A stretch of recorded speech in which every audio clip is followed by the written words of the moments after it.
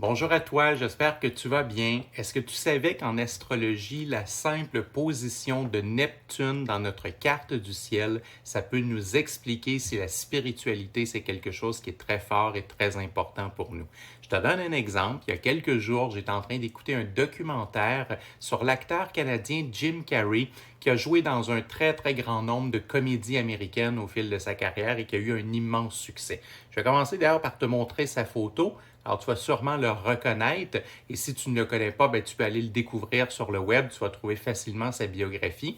Donc, Jim Carrey, eh bien, c'est quelqu'un qui, dans le documentaire, on s'apercevait que la méditation a pris une importance magistrale dans sa vie. Il médite à tous les jours, 2 fois par jour, 365 jours par année. Et non seulement cette pratique-là de la méditation est devenue très, très importante pour lui, mais il fait même des conférences pour parler de sa pratique méditative.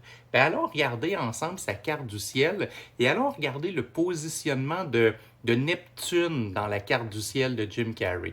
Tu vas voir quelque chose d'assez fantastique, c'est que son Neptune, il est conjoint à l'ascendant et il est en maison 12, dans les tout derniers degrés de la maison 12. Et ça, c'est très, très, très révélateur parce que premièrement, n'importe quelle planète qui est conjointe à l'ascendant, elle devient hyper puissante dans une vie. Et en plus, la maison 12, c'est la maison qui est associée à la pratique de la méditation. Donc là, vous avez Neptune, la planète de la spiritualité, dans la maison 12 de la méditation et qui devient hyper forte parce qu'elle est conjointe à l'ascendant.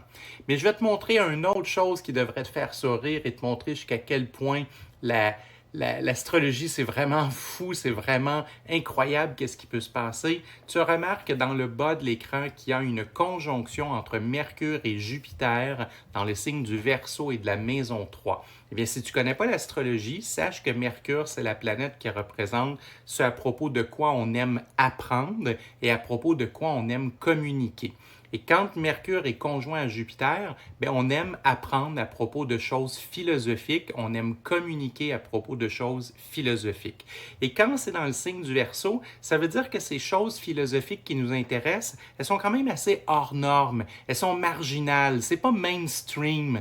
Alors effectivement, la méditation, c'est quand même assez original, c'est pas quelque chose qui est commun. Et ça se passe dans la maison 3, qui est une maison qui représente les cours et les conférences.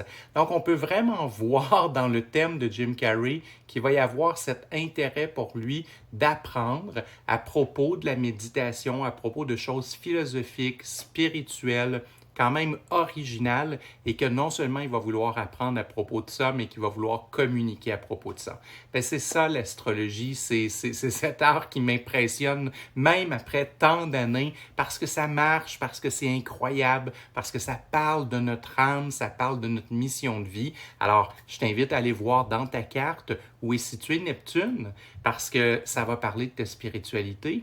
Ta maison 3, elle contient quoi? Un signe, des planètes? Ça va parler de ce que tu aimes apprendre et d'à propos de quoi tu devrais apprendre à communiquer.